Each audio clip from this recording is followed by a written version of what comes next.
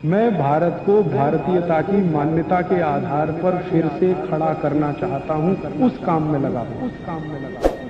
हमारे शरीर में वात पित्त कफ की स्थिति सम और असम होती रहती है। आप जानते हैं सुबह जो है ना वात ज्यादा होता है शरीर में, सुबह सुबह।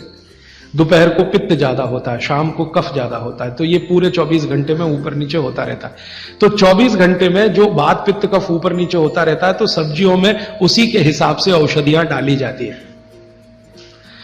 जैसे दोपहर की सब्जी बने, दोपहर की, तो मेरी दादी को मैंने देखा था कि दोपहर की सब्जी बनाएगी तो अजवाइन जरूर डालेगी उसमें, और वही सब्जी रात को बनाती थी तो अजवाइन नहीं डालती थी। तो एक दिन मैंने दादी से पूछा कि यही सब्जी दोपहर को मैंने खाई तो इसमें अजवाइन थी, शाम को खाई तो नहीं, क्यों? तो उसने उत्तर तो नहीं दिया। तो उसने कहा मेरी मां ने ऐसा सिखाया। बस बात खत्म हो गई। अब उस समय मैं भी मान लिया कि ठीक है, उसकी मां ने सिखाया। अब जब मैंने काम शुरू किया ये चिकित्सा पर, तब मेरे समझ में आया कि अजवाइन जो है पित्तनाशक है। घी के बाद, देशी गाय के घी के बाद जो सबसे ज्यादा पित्तनाशक दूसरी कोई चीज है तो वो अजवाइन है। और दोपहर को पित्त भड़कता है, आप जानते हैं, और वो स्वाभाविक है क्योंकि खाना खाने के लिए पित्त भड़कना ही चाहिए। तो उस समय अजवाइन डाली जाती है सब्जी में, क्योंकि दोपहर को ही शरीर को अजवाइन की जरूरत होती है पित्त को सम पे लाने के लिए। तो भारत में ज्यादातर माताएं बहनें ये बात जानती हैं कि दोपहर की सब्जी में अजवाइन चाहिए। दोपहर का दही है ना, दही का मट्ठा, उसमें भी अजवाइन का बघार लगता है। दोपहर की जितनी भी चीजें हैं ज्यादातर अजवाइन ग्रस्त होती हैं या अजवाइन से बनती हैं, क्योंकि पित्त को सम पे रखना है। मैं अब इसको बदलना चाहता हूं और मैं ये समझना चाहता हूं और समझाना चाहता हूं कि स्त्रियां जो कर रही हैं वो किसी डॉक्टर से कम नहीं है। बस अंतर इतना है कि डॉक्टर को आप फीस देकर उससे एडवाइस ले रहे हैं। हमारी दादी नानी फोकट में वही एडवाइस दे रही है, धनिया खाओ, जीरा खाओ और ये अजवाइन खाओ, आपके पेट की गैस खत्म हो जाएगी। और ये 3500 साल से वैसे का वैसा ही है। अजवाइन खाओ तो गैस खत्म होती ही है। कभी भी आप करके देख लो। आप में से किसी को भी बहुत गैस बनती हो, पेट में एसिडिटी की तकलीफ हो, आज से शुरू कर दो। आप खाना खाया तो उसमें ध्यान रखो अजवाइन ज्यादा रहे, दाल में, सब्जी में, वगैरह वगैरह। और अगर नहीं कर पा रहे हैं तो खाना खत्म करते ही थोड़ी अजवाइन खा लो।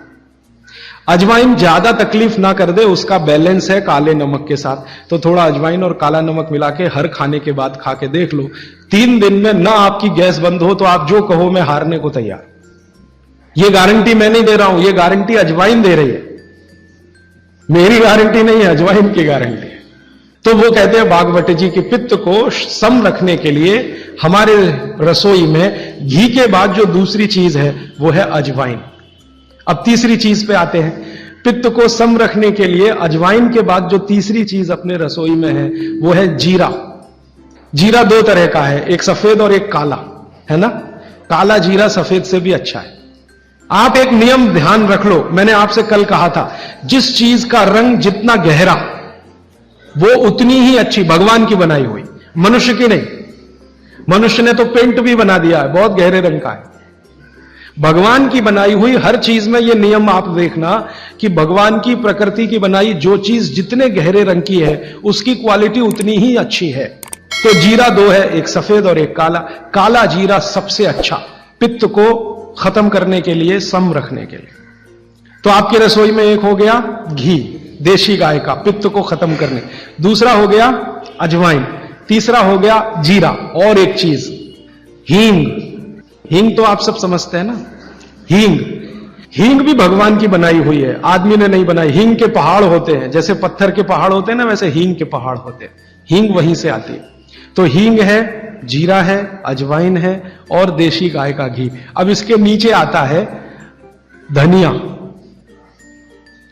धनिया 2 तरह का है, एक सूखा और एक हरा।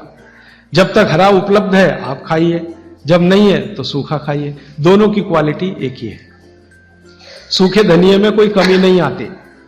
आपके मन में यह प्रश्न है ना, हरे पत्ते का धनिया में कुछ ज्यादा होगा, सूखे में कम, बिल्कुल नहीं है, दोनों में बराबर है।